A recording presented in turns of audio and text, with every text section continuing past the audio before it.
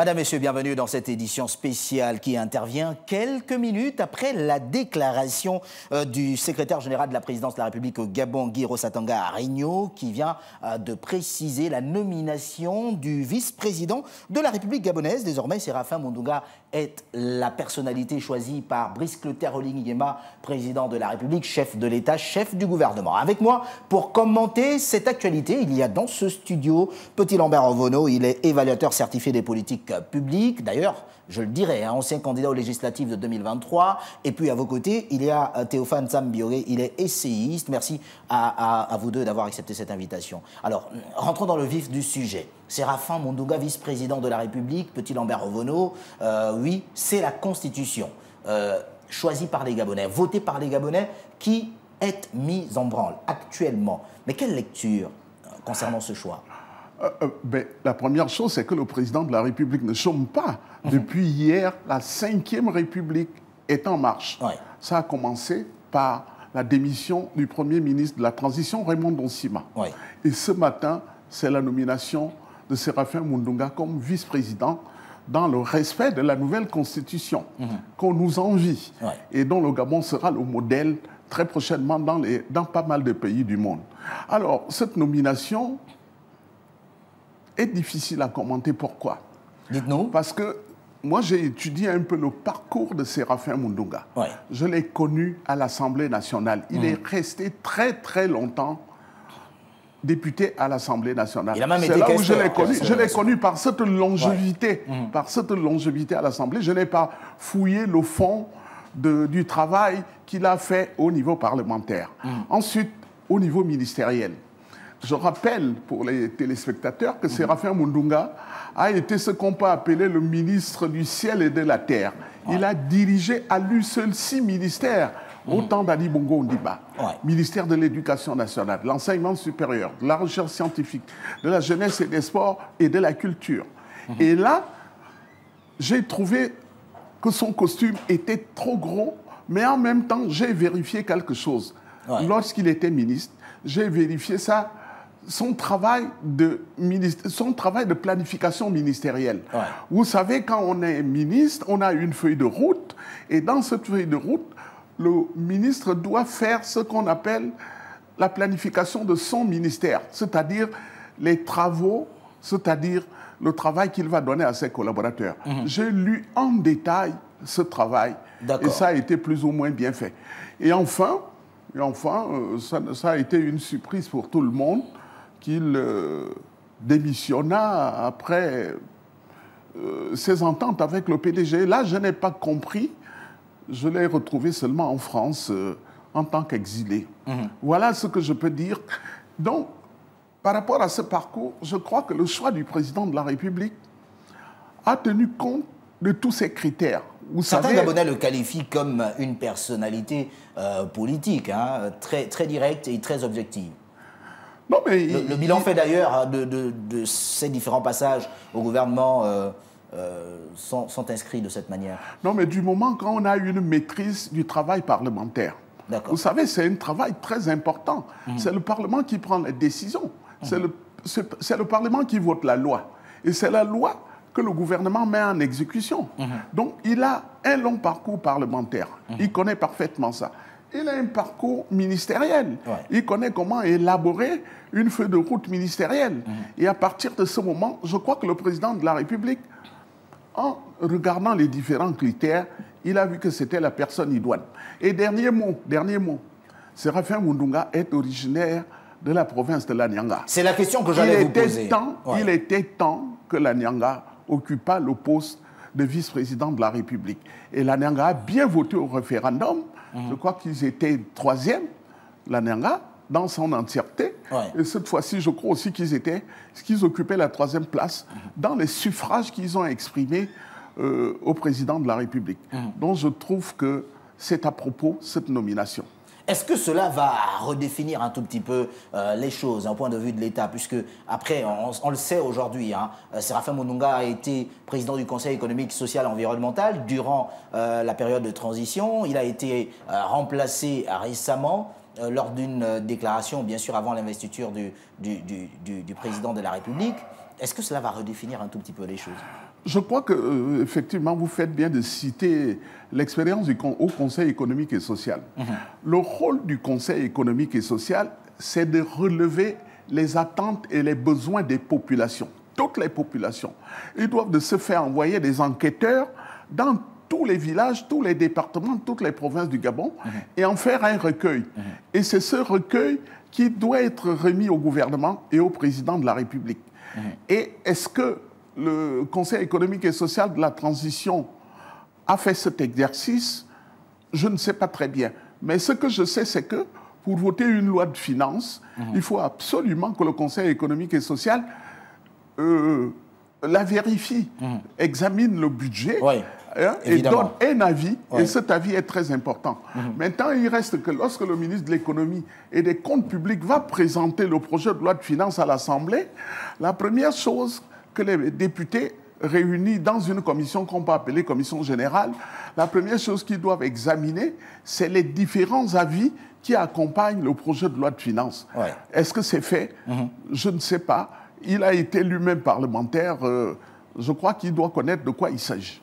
Alors, sortons un tout petit peu de la biographie de Séraphin Mundunga. Rentrons dans cette configuration. Brice Clotaire Oligui Nguema, président de la République, et puis vice-président de la République, Séraphin Mundunga. Est-ce que ces deux personnes, ensemble, pourraient apporter le développement tant souhaité aux populations gabonaises?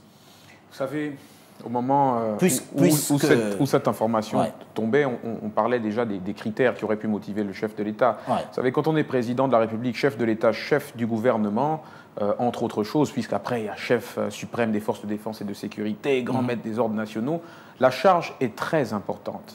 Et je pense que la loi fondamentale gabonaise nouvelle a été rédigée en tenant compte de cette charge très importante et en tenant compte de la nécessité d'avoir autour du chef de l'État, président de la République et chef du gouvernement, d'avoir autour de lui des personnes qui aient l'étoffe nécessaire pour pouvoir le seconder dans l'exercice de ses fonctions. Mon aîné sur le plateau a bien fait de nous faire l'économie un peu du parcours de M. Séraphin Mundunga. C'est quelqu'un qui, en fin de compte, a appartenu au législatif, qui a servi au sein de l'exécutif, avec le gouvernement, qui a été à la tête d'une institution républicaine dont la vocation est de faire remonter les attentes et les préoccupations des Gabonaises et des Gabonais auprès des décideurs.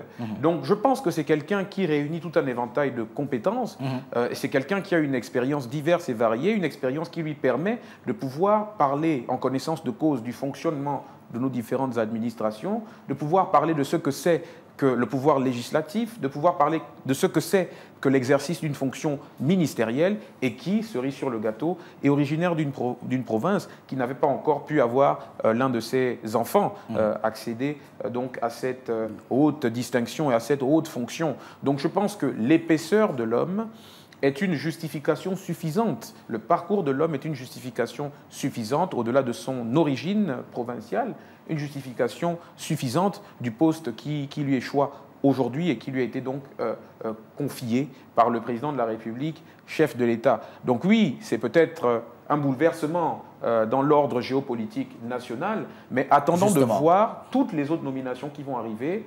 On attend encore de savoir quelle sera l'identité du vice-président du gouvernement, par exemple. On attend de voir la composition du gouvernement de la République. À partir de ce moment-là, on saura un peu à quel point Brice Clotaire Oligui Nguema, en fin de compte, a su ménager les équilibres entre les différentes provinces et de manière à ce que, parce que c'est l'objectif final, de manière à ce que tout ce beau monde-là puisse travailler en harmonie et que les objectifs définis par le projet de société qui l'a fait élire par les Gabonais, que ces objectifs-là soient pleinement atteints et que les Gabonaises et les Gabonais soient rassurés, confiants dans leurs institutions et confiants dans la capacité des autorités gabonaises à apporter des réponses aux questions qu'ils et elles se posent. Alors, Petit Lambert Ovono, vous qui êtes d'une certaine génération, je vous pose la question à vous.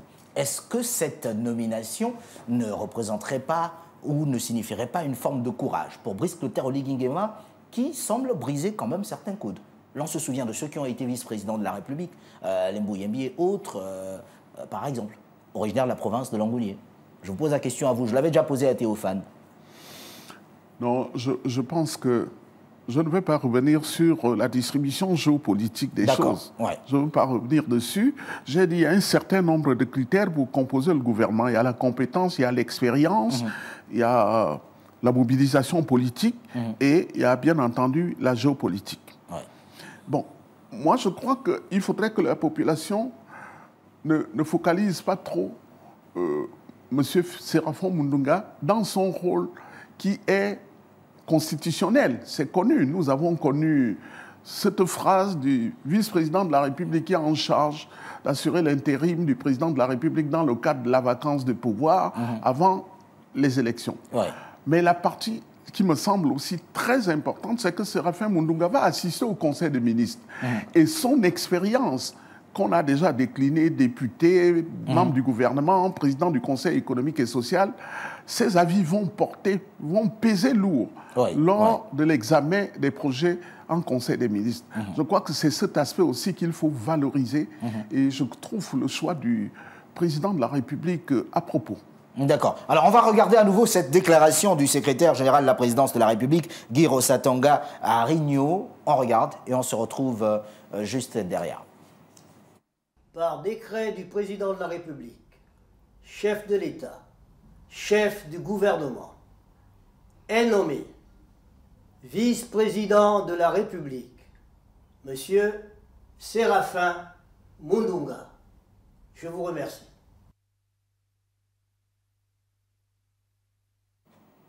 Voilà, pour les Gabonais et les téléspectateurs qui nous prennent à l'instant, l'importance était de pouvoir rappeler cette information importante. Il s'agit de cette nomination au poste de vice-président de la République de Guy Rossatanga Rigno, lu par le secrétaire général de la présidence de la République. Quelle sera, selon vous, la première des responsabilités du vice-président de la République en tenant compte des dispositions prévues dans la nouvelle Constitution? Petit Lambert Ovono.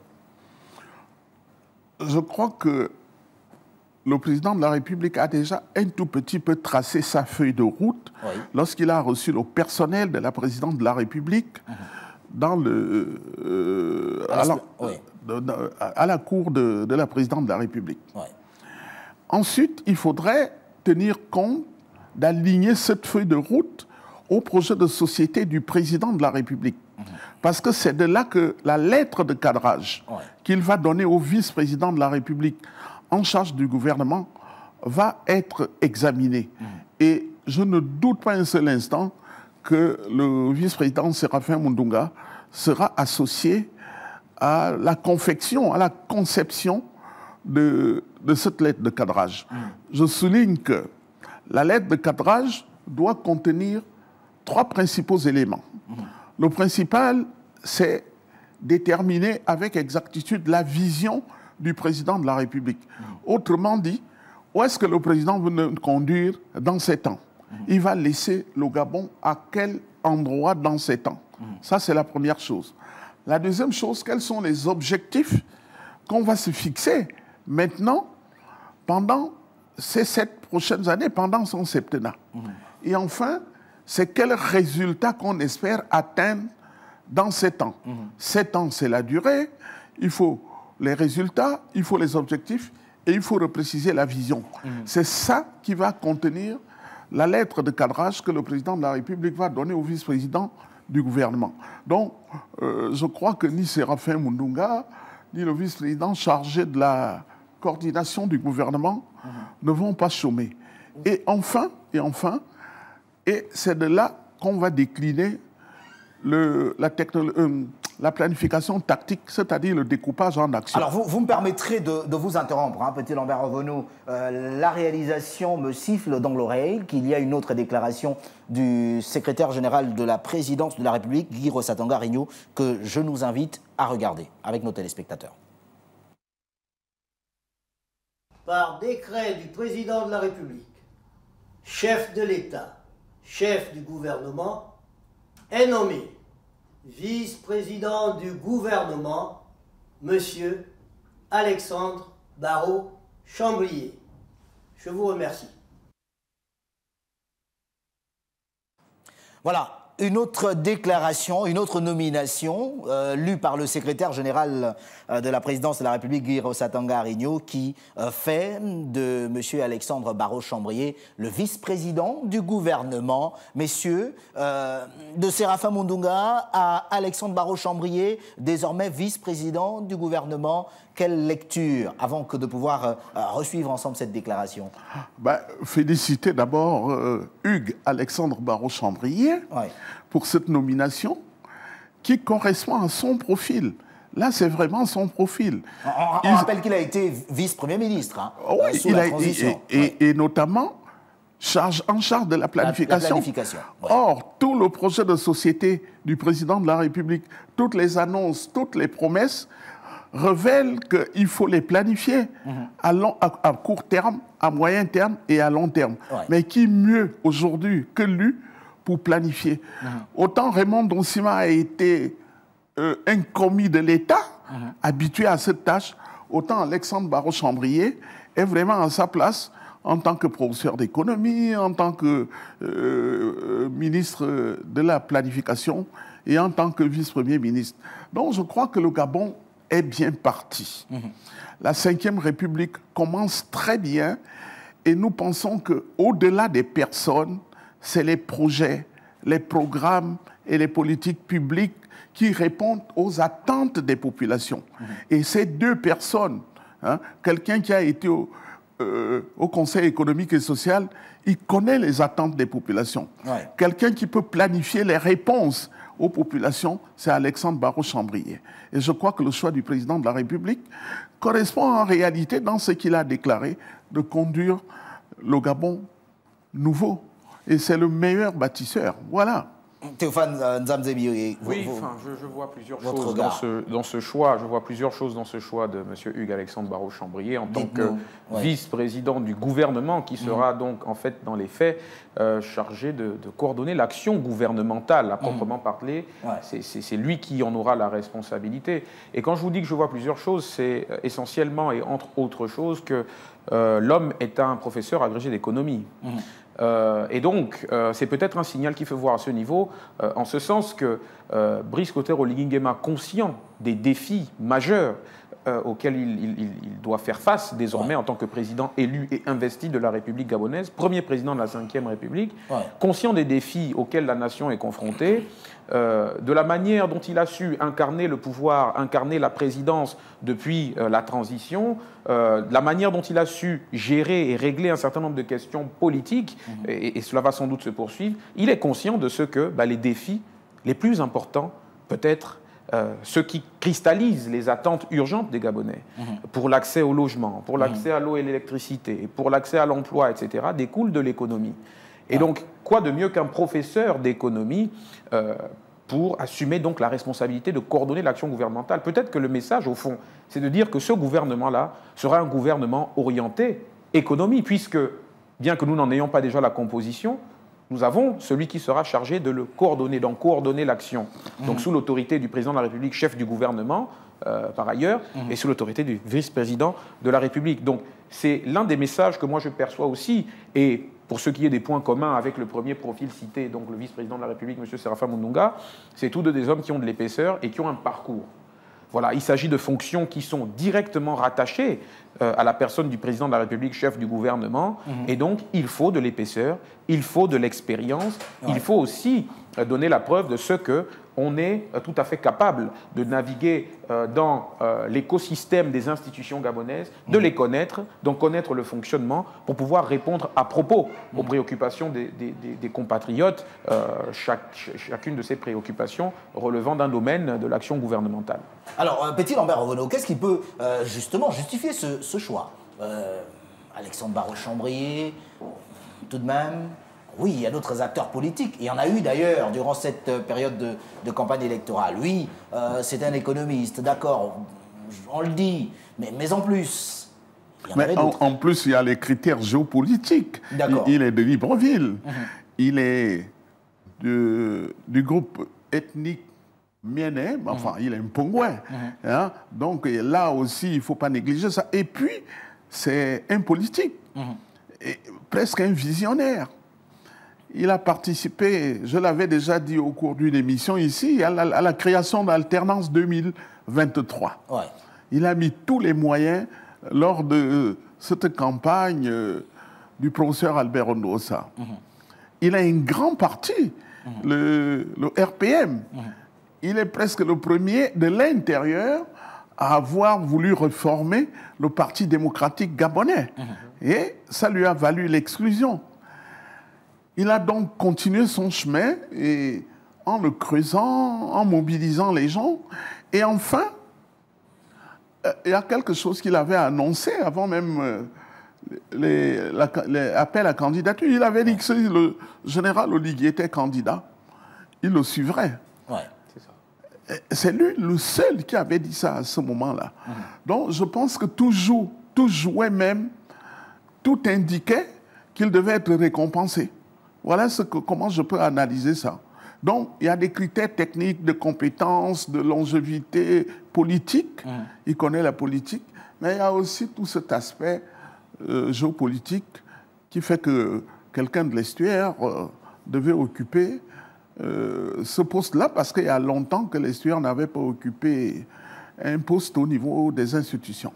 Alors, est-ce que finalement, pour ces deux nominations, Brice Clotaire Oligui Nguema ne répond pas à cette frange de la population qui a estimé pendant et durant toute cette période de la transition qu'il ne voulait pas avoir à la tête de l'exécutif des personnes issues du régime déchu? Non, je voudrais que le peuple comprenne bien de quoi il est question dans la Ve République et dans ce nouveau septennat. Oui. Il est question de répondre aux attentes des Gabonais. 94,85% ont voté chacun dans l'isoloir et dans l'urne Brice Clotaire Oligui Nguema. Ça veut donc dire quoi? Il faut traduire ça. C'est que toutes les attentes des populations reposent sur Brice Clotaire Oligui Nguema. Et ce n'est pas un problème d'homme, parce que dans notre pays, on a toujours voulu engager le débat sur les hommes. Ouais. On fait la planification opérationnelle, c'est-à-dire on va faire les activités et les tâches qui vont concourir à répondre aux populations. Et c'est à ces tâches-là qu'on affecte les ressources humaines. Il ne faudrait pas qu'on commence par valoriser les hommes alors qu'ils n'ont pas encore atteint les objectifs que le chef d'État va leur fixer. Donc, moi j'invite les médias à comprendre que ce qui compte, c'est la mise en œuvre du projet de société, les promesses et les annonces du président de la République. Et ceux qui coordonnent ce travail, les coordonnateurs, c'est notamment Alexandre Barraud-Chambrier. Il va coordonner ce travail-là. Et il va affecter les différents ministères, les ministères sectoriels, comme on dit, pour l'accompagner dans ses activités, dans ses tâches et dans ses actions. Et les budgets de l'État seront désormais affectés en fonction de la tâche à accomplir. Et là, ça va faciliter la redevabilité. Chacun qui a une tâche, lorsqu'il y aura ce qu'on appelle le dialogue de gestion de ses ministres et du vice-président chargé de la coordination, on ne viendra pas là pour faire la politique. Chacun vient rendre compte de sa feuille de route, qu'on m'a fixé des indicateurs qui permettent d'atteindre un résultat. Je suis à tel niveau. Et j'introduis déjà l'évaluation. Et quand on veut évaluer, on va retenir deux choses. Les écarts entre ce qui est prévu d'atteindre et ce qui est déjà réalisé. On regarde pourquoi il y a des écarts. Et on va trouver là les raisons pour diminuer la corruption. La corruption va disparaître. On va trouver là la raison pour pratiquer la bonne gouvernance.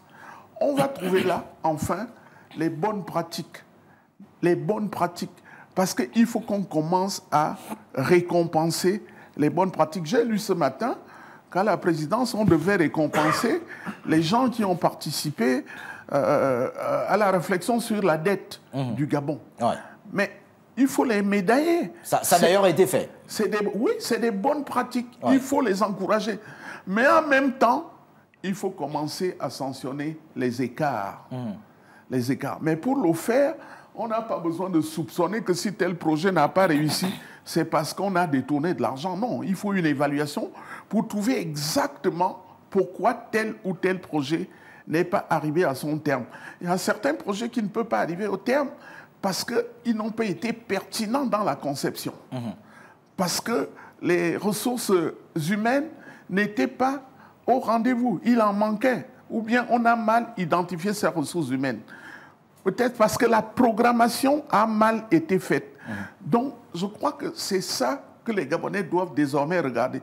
Nous ne sommes plus à l'ancienne époque où on amenait le budget à l'Assemblée, on le divisait, on appelait budget des moyens. Nous sommes à l'époque du nouveau management projet de la gestion axée sur les résultats pour répondre aux préoccupations des Gabonais. D'accord. Théophane Nzamze-Biogé, ce pouvoir présidentiel, tellement évoqué au cours des 5 derniers mois, est connu. Le président de la République a été investi, le vice-président de la République a été nommé, le vice-président du gouvernement, lui également, à la suite de celle du vice-président de la République. Finalement, ce pouvoir, dans cette 5e République, a de nombreuses attentes. Oui, de nombreuses attentes, mais peut-être à titre complémentaire par rapport à ce qui vient d'être dit sur le cas d'Alexandre Barrot-Chambrier. Vous savez, lorsqu'on occupe une telle fonction, je la rappelle, vice-président du gouvernement, chargé de la coordination de l'action gouvernementale, il faut avoir de la poigne. Il faut être capable de peser sur les décisions, de se faire suivre sous l'autorité naturellement du président de la République, qui lui est le chef du gouvernement par ailleurs. Mais il faut pouvoir, pour coordonner, il faut pouvoir incarner un minimum d'autorité.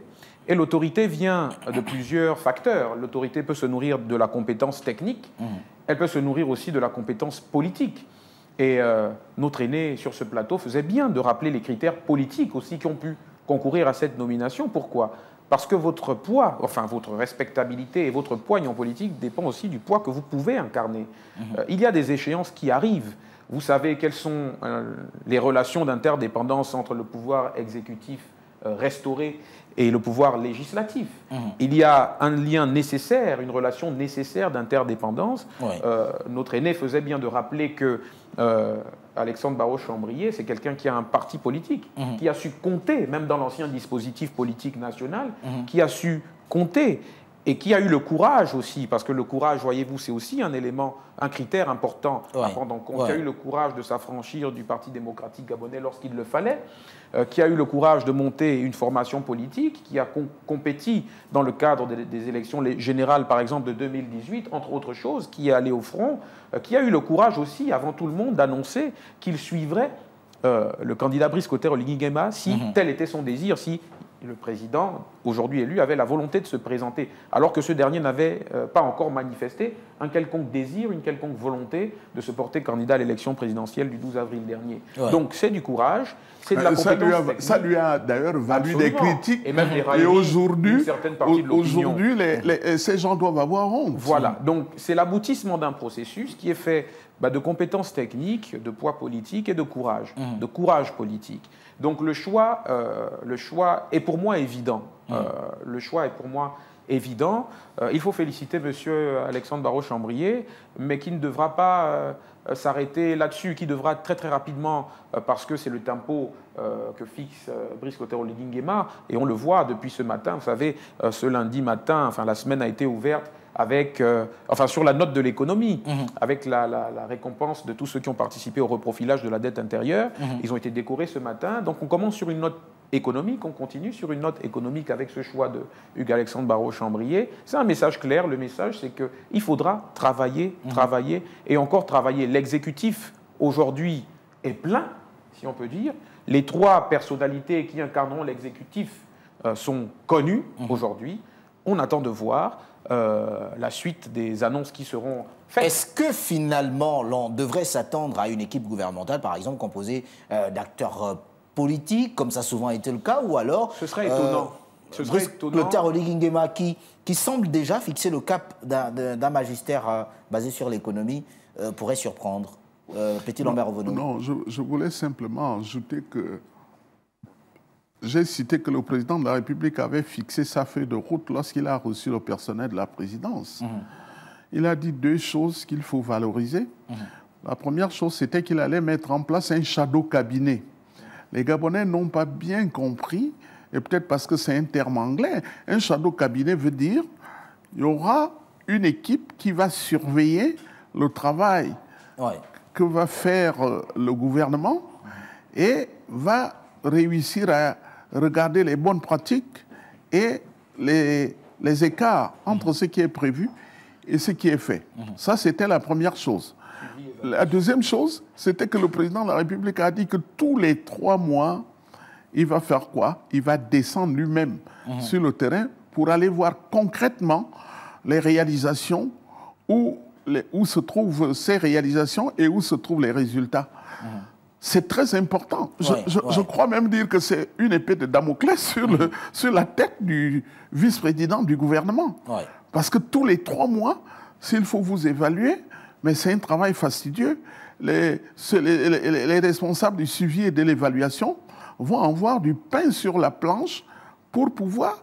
Vous imaginez qu'on a déjà prévu de prendre 1006 textes de loi. Le président l'a prévu, il l'a déclaré ce jour-là. Et chaque texte de loi correspond à des missions à effectuer par le gouvernement, à mettre en œuvre.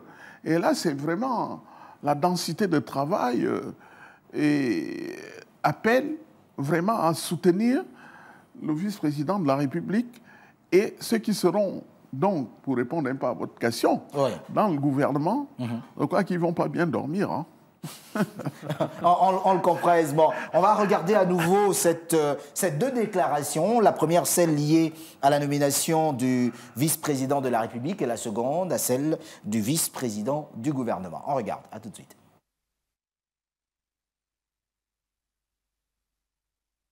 Par décret du président de la République, chef de l'État, chef du gouvernement, est nommé vice-président de la République, Monsieur Séraphin Mundunga. Je vous remercie. Par décret du président de la République, chef de l'État, chef du gouvernement, est nommé vice-président de la République, Monsieur Séraphin Mundunga. Je vous remercie. Par décret du président de la République, chef de l'État, chef du gouvernement, est nommé vice-président du gouvernement, Monsieur Alexandre Barrault Chambrier. Je vous remercie.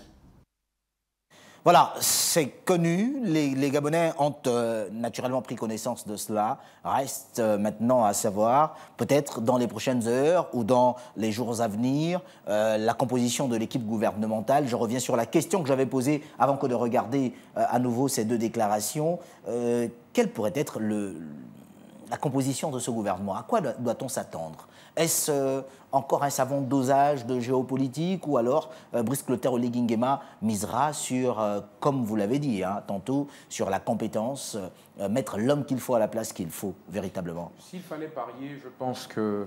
je parierais plutôt sur une équipe d'abord resserrée par rapport à ce qu'on a pu connaître par le passé, que ce soit dans l'ancien système ou bien même dans le gouvernement de la transition, par rapport au gouvernement de la transition. Je pense qu'on va aller sur une équipe serrée, mais une équipe technique, une équipe orientée économie, parce qu'il y a énormément de priorités. Et le président de la République, chef du gouvernement, en a pleinement conscience, avant même que d'être investi, puisque le projet de société qu'il a porté, articulé autour de 6 piliers majeurs, fait un peu la synthèse de toutes ces préoccupations et qui sont inspirées des souffrances que les Gabonais éprouvent au quotidien. Donc, si on a envie d'avoir une réponse pertinente, et je crois que le président de la République restera dans une démarche de pragmatisme et de pertinence par rapport au terrain. Vous savez, à la base, c'est un militaire. Et dans l'armée, on dit souvent que c'est le terrain qui guide la manœuvre. Donc aujourd'hui, le terrain économique gabonais impose que l'on soit beaucoup plus orienté économie, on soit beaucoup plus orienté création de richesses, qu'on soit beaucoup plus orienté aussi réduction peut-être du train de vie de l'État. Ce sont des éléments qui sont importants et dont il faut tenir compte dans la composition de l'équipe qui va donc animer les politiques publiques. Et je pense que c'est dans ce sens-là qu'on ira. Je pense qu'il faut parier pour un gouvernement resserré et un gouvernement orienté économie pour régler les problèmes de l'eau et de l'électricité, pour régler les problèmes de la vie chère, pour régler les problèmes du chômage, pour régler les problèmes liés à la santé, pour régler les problèmes du logement. Donc c'est autant de problématiques qu'il va falloir régler. Et on a suffisamment fait de politique. Vous savez, la période de l'élection est terminée. Et dès le discours qu'il adressait à ses collaborateurs du palais présidentiel le lundi qui a suivi l'élection présidentielle, il disait déjà que l'élection était derrière nous. Donc en fait, la politique, dans cet aspect-là de la politique, est déjà derrière nous. Il faut désormais travailler pour les Gabonais parce que le bilan, vous savez, le bilan des 7 prochaines années, il commence à se construire dès aujourd'hui. Et je pense que le président de la République en a pleinement conscience et que tout sera mis en œuvre déjà à partir de la composition du prochain gouvernement pour que les résultats soient enregistrés très rapidement et puissent être communiqués aux Gabonaises et Gabonais qui, malgré le résultat écrasant de la dernière présidentielle, ont toujours, comme tous les peuples, besoin d'être rassurés quant à l'orientation qui est donnée à la gestion du pays. Petit Lambert Ovono, votre avis sur cette question? Il ne reste que quelques temps à passer ensemble.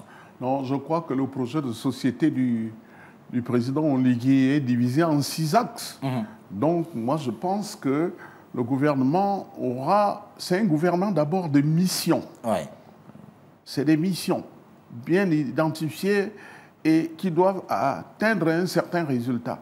Donc, parmi les 6 axes, il n'y a pas que l'aspect économique et social. Il y a toute la partie renforcement de la démocratie, renforcement de la justice. C'est un pan extrêmement important qu'on doit aborder en ce moment. Il y a la lutte contre la corruption. C'est la justice qui s'occupe de ces problèmes. Il y a également tous les problèmes de décentralisation. La décentralisation est un axe très important dans le projet de société. N'oubliez pas que le président a déjà annoncé les fêtes tournantes de la libération dans les 9 provinces, même dans les 10 provinces, puisque la diaspora est également une 10e province. Il faut penser à eux. Nos enfants sont là-bas, nos petits frères sont là-bas.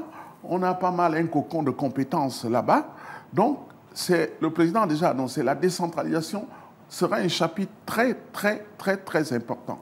Et puis, à tout ce qui concerne les mœurs, la moralité, il faudrait bien trouver une solution pour le changement de mentalité. Il ne se décrète pas. Il faut pratiquer des actions sur le terrain qui permettent de dire oui, là, les gens ont réellement changé.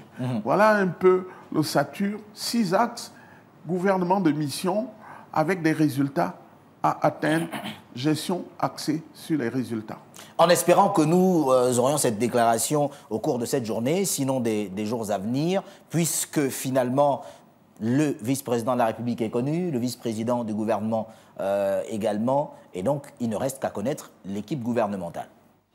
Oui, il nous reste l'équipe gouvernementale, mais il reste aussi un domaine très important, c'est le cabinet du président de la République. Mais oui, parce que... Cette question qui fait couler beaucoup d'encre et de salive. Voilà. Voilà. Le cabinet du président de la République. Mais qu'à cela ne tienne, il s'agit d'abord de l'équipe gouvernementale, puisqu'il y a un vice-président en charge du gouvernement. Vous savez bien qu'il y a certains membres du cabinet du président de la République qui prennent part au Conseil des ministres. Vous le savez, le directeur de cabinet assiste au Conseil, le secrétaire général assiste au Conseil, et il y a d'autres aussi qui assistent au Conseil.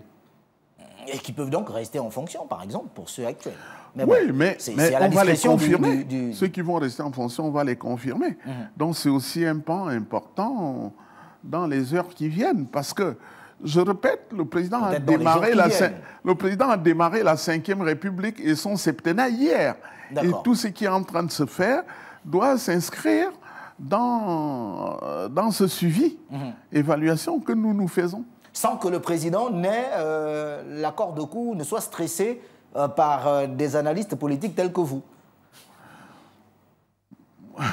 Là, vous me posez une question à laquelle je ne peux pas répondre. Moi, je suis un serviteur de l'État. Moi, je n'ai rien à dire là-dedans. D'accord. Merci à vous, Petit Lambert Ovono, Théophane Nzamze Biyoge. Je rappelle que vous êtes, pour vous, essayiste, et pour Petit Lambert Ovono, évaluateur certifié de politique publique.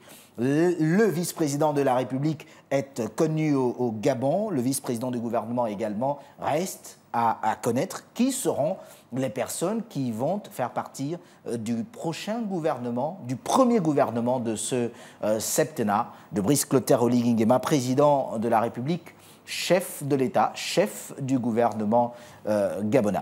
Merci à vous également d'avoir accepté cette invitation et à vous qui nous avez suivis pour cette édition spéciale. L'actualité se poursuit sur Gabon 24. N'oubliez pas, quoi qu'il arrive, gardez le sourire.